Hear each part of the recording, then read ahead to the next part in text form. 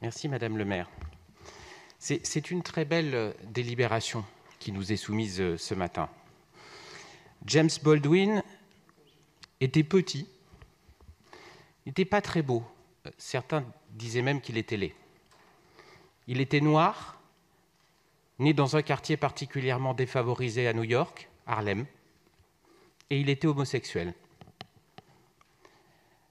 Pour autant, aucune de ces caractéristiques ne justifierait à elle seule que la ville de Paris l'honore ce matin.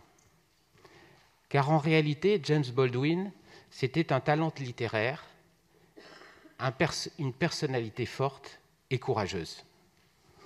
Et ce talent, il a eu la chance de rencontrer le génie français de l'universalisme.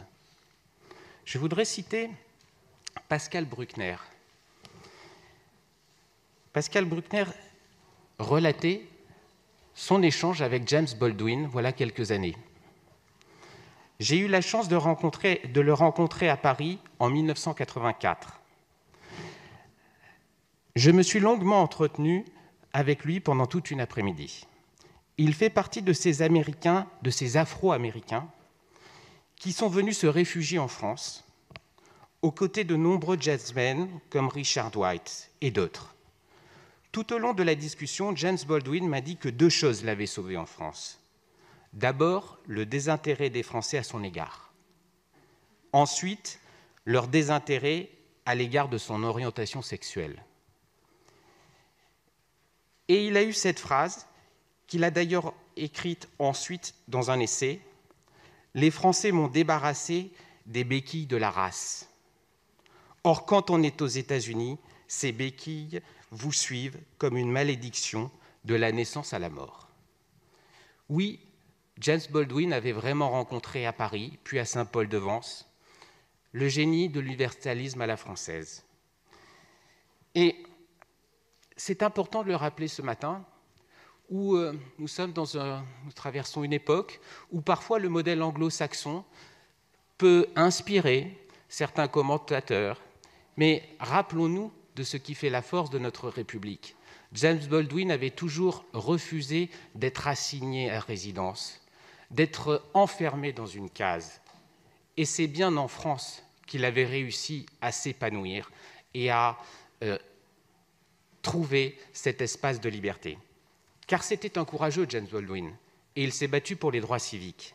Et comment, en parlant de lui, ne pas penser à Alain Mabanckou, prix Renaudot, aujourd'hui titulaire d'une chaire à UCLA, d'origine congolaise et écrivain de langue française. Alain Mabanckou, dans Lettre à Jimmy, s'adresse à celui qu'il considère comme son frère aîné, James Baldwin, surnommé Jimmy. Et voilà ce qu'Alain Mabanckou écrit. Et je vous le livre parce qu'il peut aussi inspirer notre réflexion ce matin. Pour Baldwin, la littérature noire ne saurait se réduire à faire un inventaire des mots nègres, de l'oppression raciale. À ses yeux, l'écrivain, quel qu'il soit, ne doit pas jouer le rôle de pompier de service. Et je pense comme lui qu'il faut distinguer l'œuvre du militantisme, l'art de l'action. Lui-même a construit une œuvre qui dépassait les clivages raciaux, tout en restant impliqué.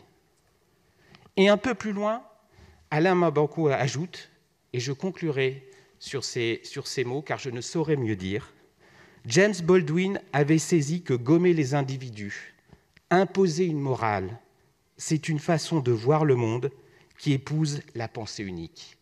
Alors oui, ce matin, nous honorons James Baldwin, mais quelque part, je crois aussi que c'est James Baldwin qui honore notre capitale et la République. Merci.